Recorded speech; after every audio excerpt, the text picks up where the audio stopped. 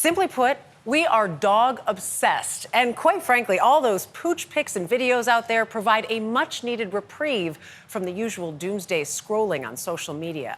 One of the better known posters, the Dogist, followed by millions, sharing photos of tens of thousands of dogs. We sat down with social media's favorite candid canine capturer to talk about his new book out next week and what being the Dogist is all about.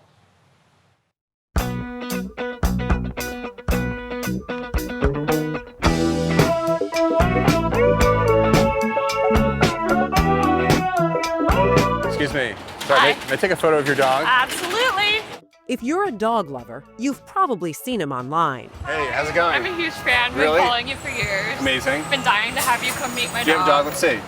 And if you're a dog owner, you may have even seen him in person.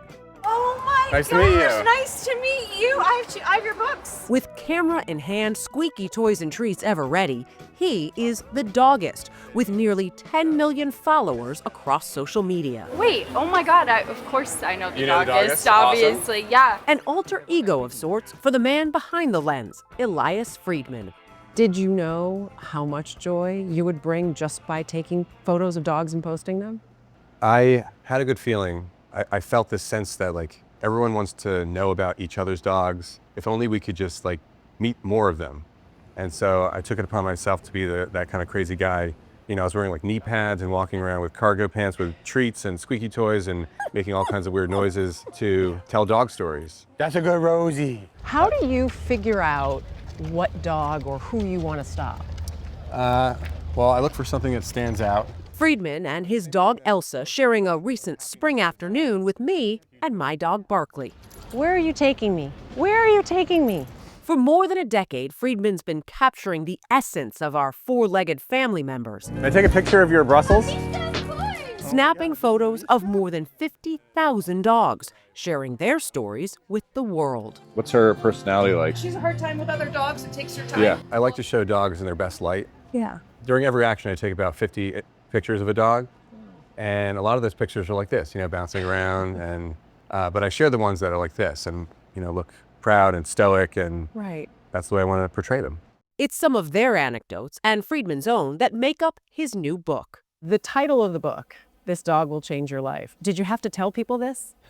It does seem kind of obvious, Right? but I feel like I need to write this book to really try and articulate all the myriad ways why dogs change our lives. When did you realize that dogs were changing your life? From a very young age.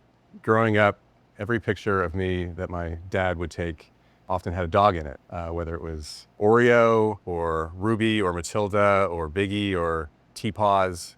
I just always gravitated towards dogs because I was kind of a shy kid and dogs are always there for you. Despite his canine adoration, Friedman majored in psychology at Boston University, then went on to work in marketing. When I was growing up, I was taking pictures of dogs, and I feel like that was always my dream, my plan A. Really? Yeah. Why didn't you pursue that? Well, in kindergarten, dog photographer wasn't on the list of options, right?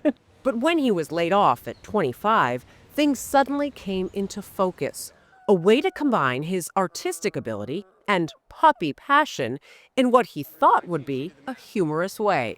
It was kind of like a joke in a way. Like, wouldn't it be funny to make it seem like dogs wanted to have their picture taken too? But pretty quickly, I realized that it was much more profound than that dogs have backstories like we do, and they're not always great backstories. So I had a responsibility to tell every dog's story, whether it was just a puppy looking cute, or whether it was a dog that was abused, or whether it was a working dog doing something really interesting. Friedman went from a Dogist We got a bulldog in the stroller.